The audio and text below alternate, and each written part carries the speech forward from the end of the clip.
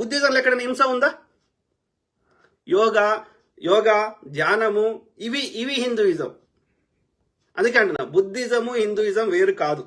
బ్రహ్మ విష్ణు వాడు తెచ్చింది. ఓకే, రాముడు అంటే ఆయన ఇక్ష్వాకు వంశంలో ఒక రాజు. ఇక్ష్వాకులు ఎప్పుడు పరిపాలించారు? 3వ శతాబ్దము 4వ శతాబ్దం ఇంచుమించు ఆ టైంలోనే. అర్థమైందా? గంతే, ఆయన దేవుడు కాదు, మన్ను కాదు, మశానం కాదు. ఓకే, అయితే ఈ యొక్క బుద్ధిజము, ఇప్పుడు బుద్ధిజాన్నే తర్వాత శివుడు అన్నారు. బుద్ధిజం వేరు, శైవత్వం వేరు కాదు. అందుకే మీరు అబ్జర్వ్ చేయండి, శివుడికి బ్రహ్మ విష్ణువులకు ఎప్పుడు అది డిఫరెంట్, మొత్తం ఐడియాలజీ డిఫరెంట్ ఉంటుంది.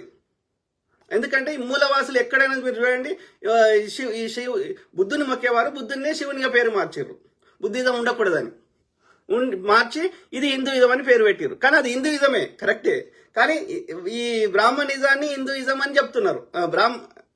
హిందూయిజమే ఉంది, కానీ ఈ బ్రాహ్మణిజాన్ని కూడా మన మీద ఆధిపత్యం చేస్తున్నారు. బ్రాహ్మణిజాన్ని కూడా హిందుత్వం అని అది తప్పు చెప్తున్నారు మనకి.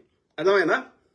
సో ఈ క్రమంలో నేనేం చెప్తున్నా ఈ ఓవరాల్ స్టోరీలో అంటే, ఈ హింస అనేది ఈ యొక్క హిందూయిజంలో లేదు లేదు లేదు.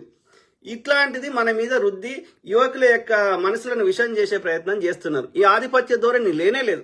అందరం సమానం అనే చెప్పేది బుద్ధిజం, మూలవాసులు హిందూయిజం. బుద్ధిజము హిందూయిజం వేరు కాదు. ఓకే, సో అట్లాంటి పరిస్థితులల్లో ఇవాళ మన కల్చర్ని, ఈ యొక్క మనని ఆధిపత్యాన్ని, మన సంపదని రాక్షసులు ఎవరు? మూలవాసులను రాక్షసులు అన్నాడు, నల్లతోలు ఉన్న రాక్షసులు అన్నాడు. సింపుల్. సురాపానం తాగేటోళ్ళు సురులు. సురాపానం అంటే మత్తుది, డ్రగ్స్. ఓకే, అర్థమైందా? సురాపానం తాగనోళ్ళు అసురులం అంటే రాక్షసులం. మన మీద ఆధిపత్య ధోరణి చేస్తా అంటే మనం అంగీకరించలేదు మూలవాసనం. అదే యుద్ధమైంది. సురులకి అసురులకి మధ్యలో యుద్ధం అంతా గదే. అర్థమైందా? వాడు రీసెర్చ్ చేసినా, నేను ధ్యానం చేసినా, ధ్యానం లేదు, మన్ను లేదు, మశానం లేదు. అది వాడు కొత్త ఆయుధాలు కనిపెట్టడానికి ఎక్స్పెరిమెంట్లు చేస్తుండే, మూలవాసులను ఇబ్బంది పెట్టడానికి. అందుకని మూలవాసులు వాళ్ళని చేయకుండా వాళ్ళ యొక్క రీసెర్చ్ని భంగం చేసేవారు. దాన్నే వాడు మా యొక్క ఈ రాక్షసులు మమ్మల్ని ఇబ్బంది పెడుతున్నారు, అందుకే రాముడు వచ్చి రక్షించేండు. ఇదంతా ఇది కథ. ఆధిపత్యం కోసం జరిగిన పోరాటం. ఓకే, అర్థమైందా? సో ఆ క్రమంలో ఏం చెప్తున్నా, ఈ హిందూయిజం అనేది ఇప్పుడు వీళ్ళు ఈ యొక్క ఏమంటారు ఫెనటిజం, ఈ యొక్క హింస, విశృంఖలత్వము, విద్వేషాలు, ఈ యొక్క చదువుకోనితనము, విషయ పరిజ్ఞానం లేకపోవడం, ఇవన్నీ మన మీద ఈ వేదాలు కూడా చెప్తా. మీరు వేదాలు తీయండి, ఒక్కదానికి ఒక సైంటిఫిక్ గా ఏది లేదు. వాడు ఏదో ఎక్స్పెరిమెంట్ చేసిండు, వానికి ఏది కరెక్ట్ అనిపిస్తే అది రాసుకుంటూ పోయిండు.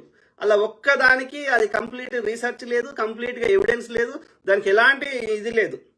కానీ అదే మూలవాసులు చేసినటువంటి ఈ యొక్క యోగా కానీ ఇంకోటి అట్లా లేదు పరిస్థితి. లాస్ట్కి ఏమైపోయింది అంటే, ఇక మొత్తానికి అసలుకే మోసం వస్తుంది అని చెప్పి ఇక అందరూ ఈ యొక్క ఏమంటారు ఈ బ్రాహ్మణిజాన్ని పాటిస్తలేరు, సనాతన అధర్మాన్ని పాటిస్తలేరు అని చెప్పి అప్పుడేం చేసిండు, ఇక ఈ హిందూయిజాన్నే, ఈ మూలవాసులు పాటిస్తున్న దాన్నే హిందూయిజం అని ప్రకటించి ఇక హింస వద్దు, బలి చేయొద్దు అని చెప్పి ఇందులో ఉన్న యోగా, ధ్యానము ఇవన్నీ పాటించే ప్రయత్నం చేసిండు. అంతకుముందు భయంకరంగా ఉండే ఈ యొక్క హింస, కానీ ఆ మూలాలు పోతలేవు ఇంకా పూర్తిగా. సో దాన్ని ఇంకా కంటిన్యూ చేస్తున్నారు. తోటి మనిషిని చంపడానికి ఒక్క నిమిషం కూడా వెనుకాడరు.